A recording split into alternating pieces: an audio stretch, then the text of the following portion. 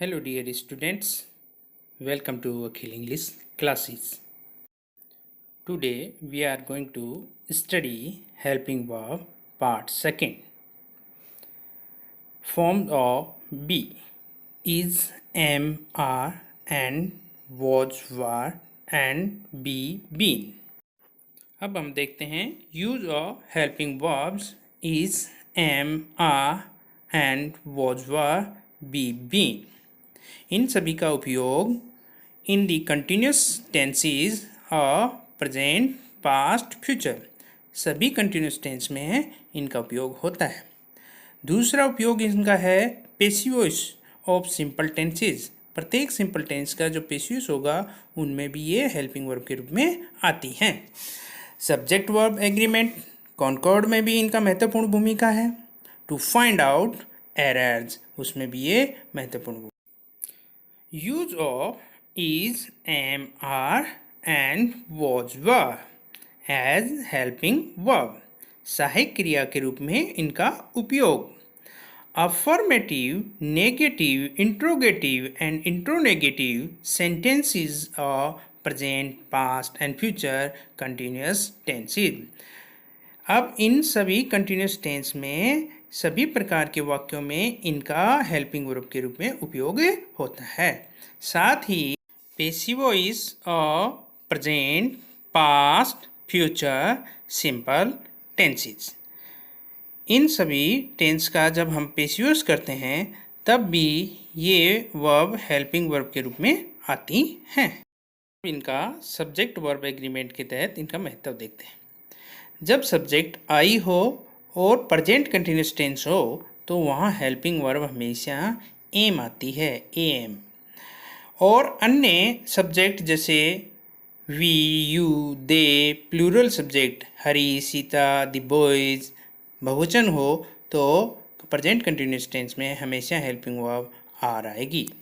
जबकि past continuous tense की बात करें तो सिंगुलर जब सब्जेक्ट होता है एक वचन तो वॉज हेल्पिंग वर्ब आती है, और प्लूरल सब्जेक्ट होता है तो वर हेल्पिंग वर्ब आती है। डियर स्टूडेंट्स, अब देखते हैं थर्ड पर्सन सिंगुलर सब्जेक्ट हो, ही, सी, इट, हरी या कोई सिंगुलर सब्जेक्ट एक वचन सब्जेक्ट तो प्रेजेंट कंटिन्यूस टेंस में हेल्पिंग वर्ब हमेशा इज आएगी।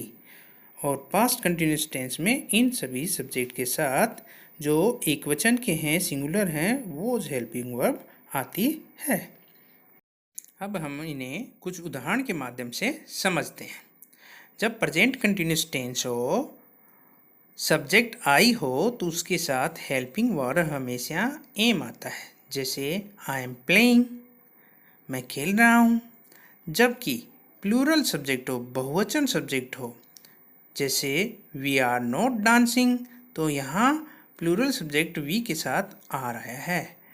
अन्य उदाहरण are you singing, are they not writing, these boys are not playing. ये सभी बहुवचन सब्जेक्ट के उदाहरण हैं जिनमें आर हेल्पिंग वर्ब आ रही है।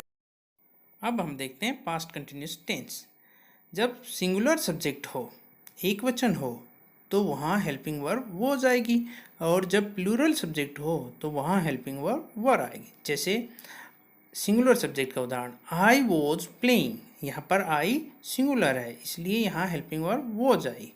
जबकि दूसरे सेंटेंस में वी वर नॉट डांसिंग, यहाँ वी प्लूरल है इसलिए यहाँ वर आई। अन्य example were you singing, were they not writing, the boys were not playing. ये सभी प्लूरल हैं इसलिए इनके साथ वर हेल्पिंग वर्ब आ रही है। अब थर्ड पर्सन सिंगुलर के कुछ एग्जाम्पल लेते हैं।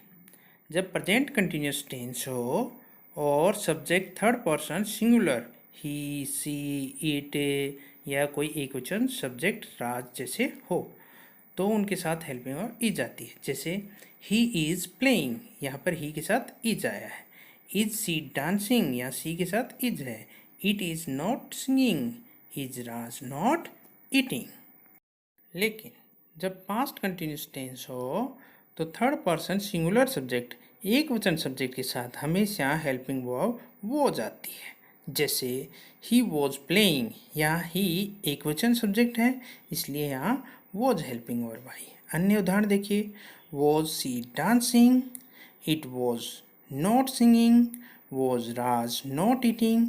ये सभी सिंगुलर सब्जेक्ट होने के कारण यहाँ पर वॉज हेल्पिंग वर्ब आती है। इस प्रकार हमने देखा helping verb form of be जब प्रेजेंट कंटिन्यूस टेंस हो और उसमें फर्स्ट पर्सन का आई सब्जेक्ट हो तो हेल्पिंग वर्ब हमेशा एम आएगी। जबकि प्लूरल सब्जेक्ट हो वी, यू, दे, अन्य कोई बहुवचन सब्जेक्ट तो आर हेल्पिंग वर्ब आएगी। जबकि सिंगुलर थर्ड पर्सन सब्जेक्ट हो तो इज हेल्पिंग वर्ब आती है। जबकि पास्ट कंटिन्यूस टेंस की बात करें तो हमेशा सिंगुलर सब्जेक्ट के साथ उसमें आई भी शामिल है, ही, सी, इट या कोई एक वचन करता हो तो वॉज हेल्पिंग वर्ब आएगी। जबकि बहुवचन करता हो तो वर हेल्पिंग वर्ब आएगी पास्ट कंटिन्यूस टेंस में। हम देखते हैं फ्यूचर कंटिन्यूस में बी वर्ब का महत्व। जब subject first person I we हो तो फ्यूचर कंटिन्यूस टेंस में shall plus be helping verb का यूज होता है। जैसे I shall be playing, we shall be playing. जबकि बाकी सब्जेक्ट के साथ चाहे वो सेकेंड पर्सन हो या थर्ड पर्सन हो उनके साथ will plus be helping verb लगती है। जैसे ही विल बी प्लेइंग।